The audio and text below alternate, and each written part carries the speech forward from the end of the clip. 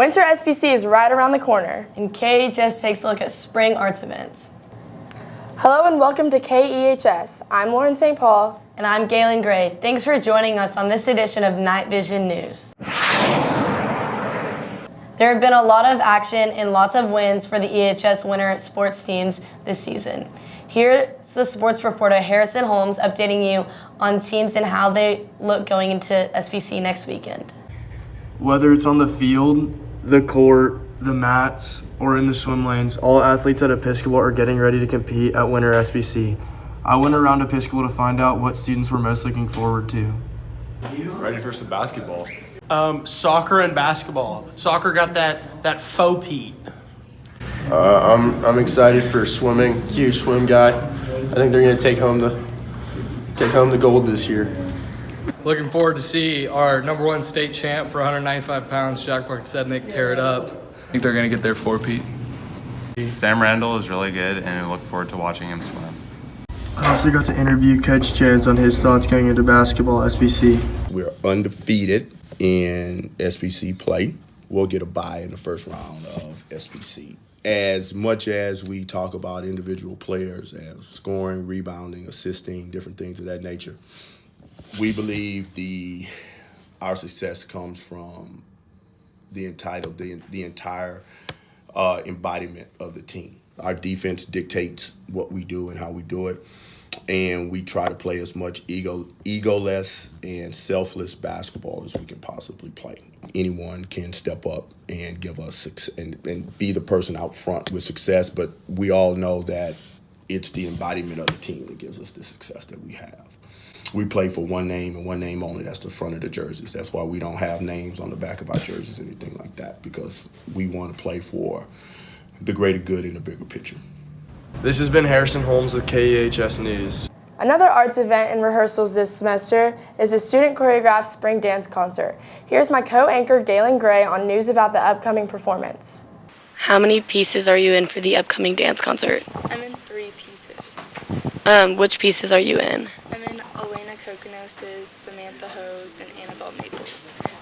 Do you enjoy doing the dance concert every year? Yes, I do.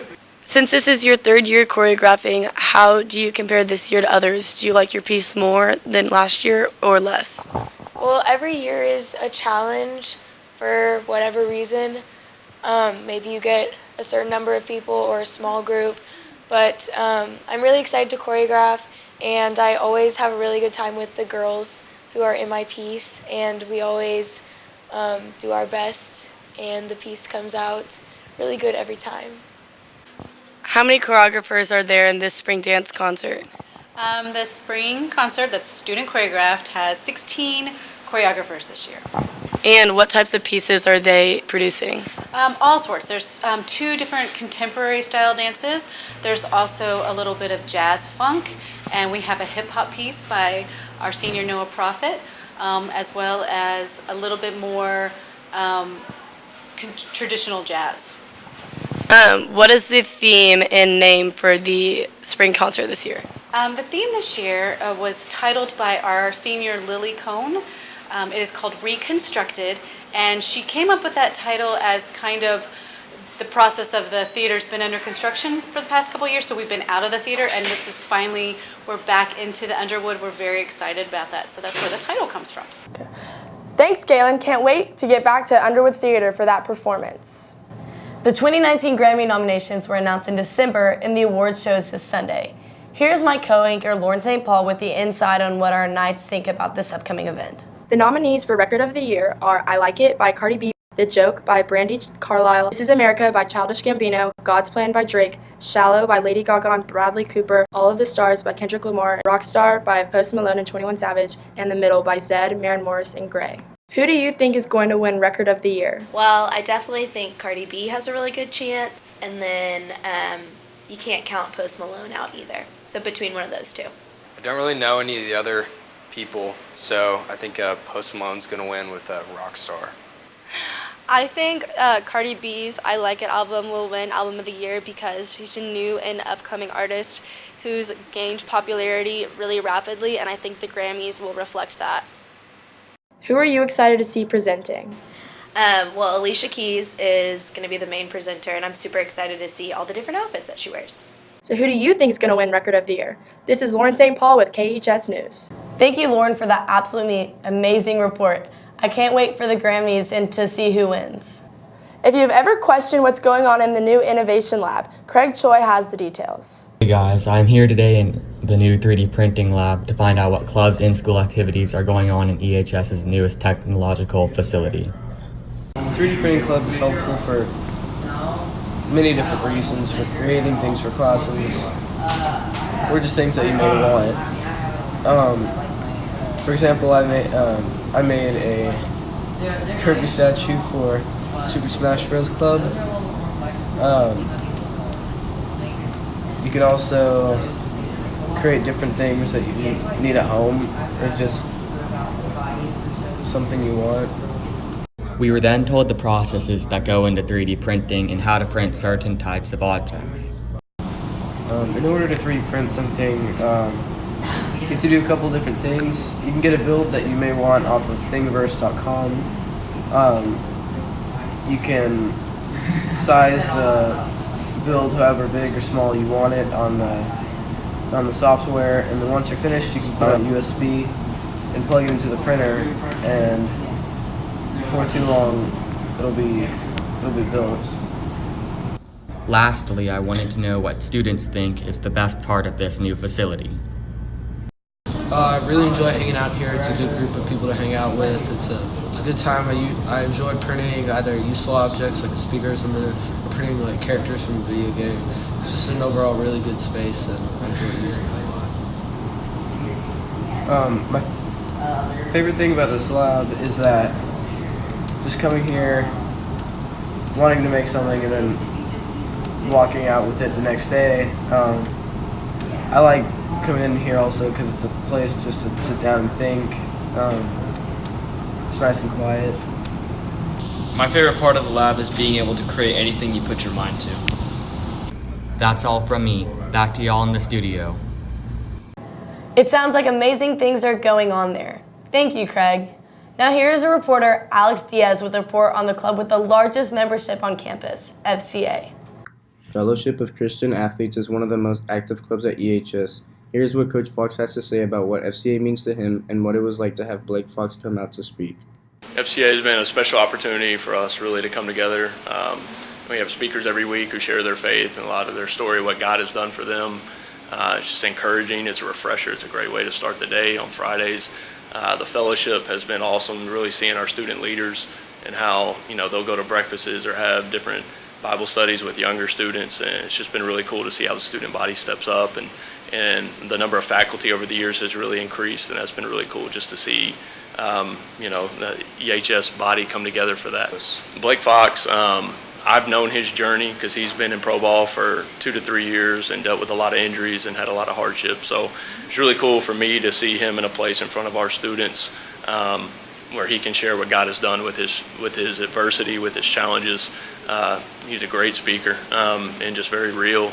And honestly, I think it resonated pretty deeply. But God can use struggles, and He has with Blake to touch people's lives, and it's been pretty awesome. This has been Alex Diaz with KEHS News. Thank you, Alex, for that report.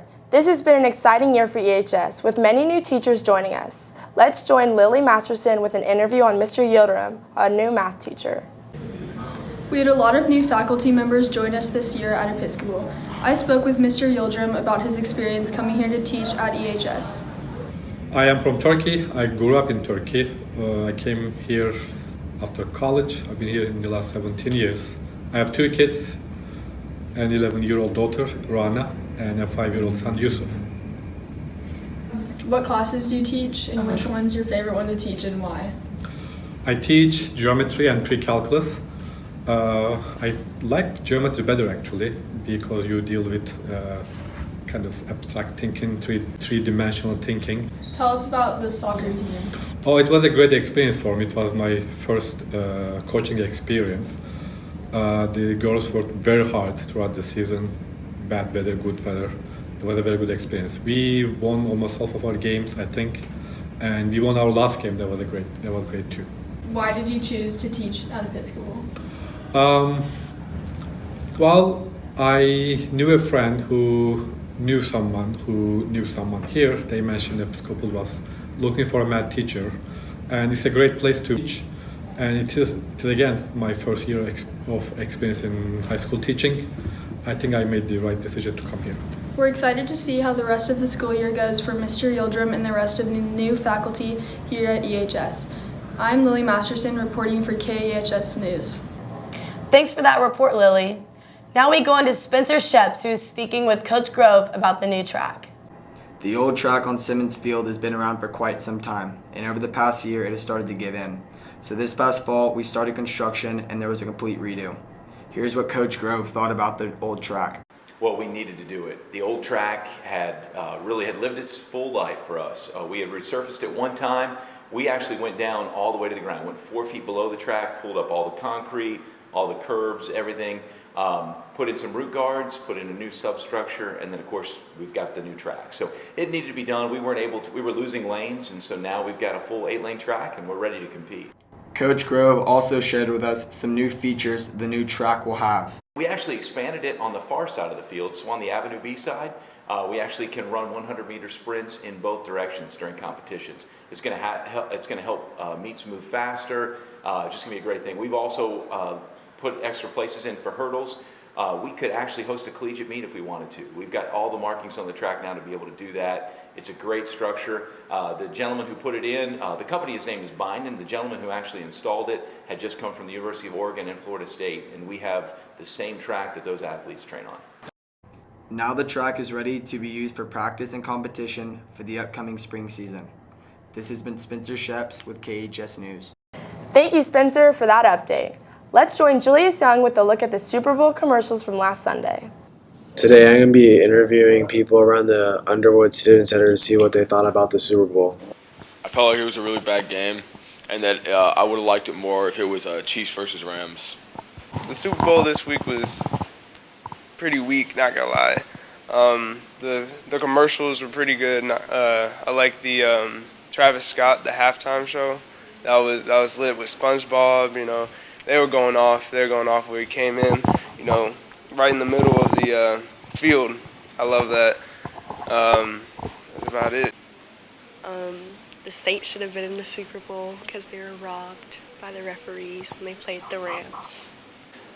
This is Julius Young with KEHS News. Thanks, Julius.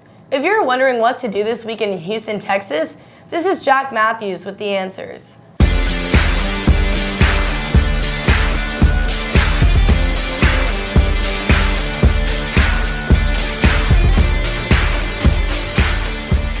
Hey Knights, if you're wondering what to do in Houston this weekend, here's a list with some of the more exciting events available to you.